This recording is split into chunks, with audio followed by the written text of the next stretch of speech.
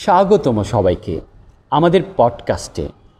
আজ আমরা আলোচনা করব ঢাকা শহরের সাম্প্রতিক তাপপ্রবাহ নিয়ে। আমি মুজিব, আজ আপনার হোস্ট। চলুন শুরু করি। সম্প্রতি ঢাকা শহর তাপপ্রবাহের কবলে পড়েছে।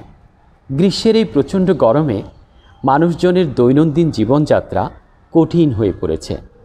গত কয়েকদিনে তাপমাত্রা 40 ডিগ্রি সেলসিয়াসের উপরে উঠেছে, যা স্বাভাবিকের চেয়ে অনেক বেশি। এই তাপপ্রবাহের প্রভাব এবং প্রতিক্রিয়া নিয়ে আজ আমরা কথা বলবো। প্রথমে আমরা জানব কেন এই তাপপ্রবাহ ঘটছে। আবহাওয়া বিশেষজ্ঞদের মতে বিশ্বব্যাপী জলবায়ু পরিবর্তনের কারণে তাপপ্রবাহের ঘটনা বৃদ্ধি পাচ্ছে। এছাড়াও শহুরে এলাকায় বেড়ে চলা ঘনবসতি, যানবাহনের ধোঁয়া এবং শিল্প কারখানার দূষণও তাপমাত্রা বৃদ্ধিতে ভূমিকা রাখছে।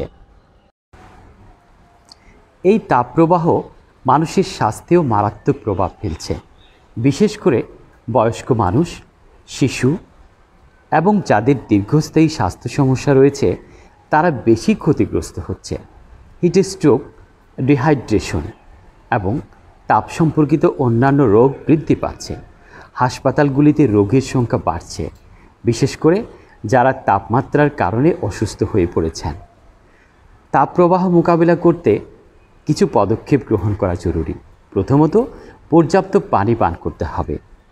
ডিহাইড্রেশন থেকে বাঁচতে প্রতিদিন 8 থেকে 10 গ্লাস পানি পান করুন। বাইরে বের হলে হালকা ও সুতির পোশাক পরিধান করুন। মাথায় একটি টুপি বা ছাতা ব্যবহার করুন, যাতে সরাসরি সূর্যের আলো শরীরে না লাগে। এছাড়া যতটা সম্ভব ঘরে থাকার চেষ্টা করুন এবং প্রয়োজনে বাইরে বের হলে ছায়া বা ঠান্ডা স্থানে কিছুক্ষণ বিরতি নিন। আমাদের সরকারেরও কিছু দায়িত্ব রয়েছে। তাপপ্রবাহ মোকাবেলায় জনসচেতনতা বৃদ্ধি করা এবং প্রয়োজনীয় ব্যবস্থা গ্রহণ করা প্রয়োজন। উদাহরণস্বরূপ, রাস্তায় বেশি করে গাছ লাগানো এবং সবুজায়নের মাধ্যমে তাপমাত্রা নিয়ন্ত্রণ করা সম্ভব। ঢাকা শহরের তাপপ্রবাহ নিয়ে আমাদের এই বিশেষ পর্ব এখানেই শেষ করছি। আশা করি আপনারা তাপপ্রবাহ মোকাবেলার জন্য প্রয়োজনীয় তথ্য পেয়েছেন এবং এর থেকে নিজেদের সুরক্ষিত রাখতে পারবেন।